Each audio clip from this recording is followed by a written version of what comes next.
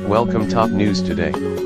Wall Street stocks pushed to records on Friday as key congressional holdouts on a U.S. tax cut proposal signaled their support, pushing the long-awaited measure closer to the finish line. All three major U.S. equity indices rocketed to all-time highs as Republican leaders appeared poised at last to hand President Donald Trump a major win.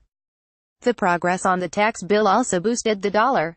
Equity markets elsewhere were mixed, with London and Frankfurt rising and Paris and Tokyo pulling back. After a week filled with announcements by major central banks, markets' attention refocused on Capitol Hill after Thursday when U.S. stocks fell on reports that Republican Senator Marco Rubio threatened to oppose the tax cut measure. But party power brokers tweaked the proposal to satisfy Rubio's demand that it benefit more middle and low-income taxpayers.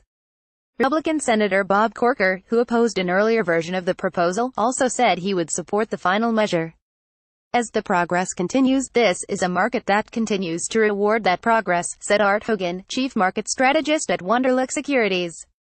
This feels like there's a lot of enthusiasm about tax reform getting to the end zone.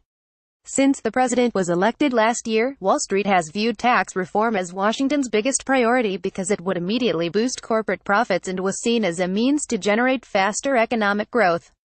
The bill has progressed in Congress without support from Democrats, and some polls have shown weak public support for the measure, in part because of charges that it is a giveaway to the rich that could explode the deficit.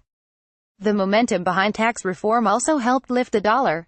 The dollar's upward move was especially strong against the British pound, which tumbled against major currencies as European Union leaders agreed to open the next stage of Brexit talks, which are expected to be tough.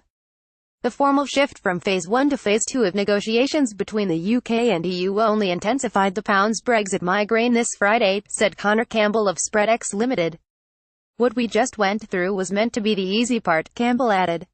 Now, the UK heads into the new year facing an even tougher Angela Merkel and, significantly harder, Jean-Claude Juncker set of Brexit talks, as the country tries to work out what its future trade relationship will look like with the EU while desperately seeking avoid a no-deal scenario by the 29th of March 2019 divorce deadline.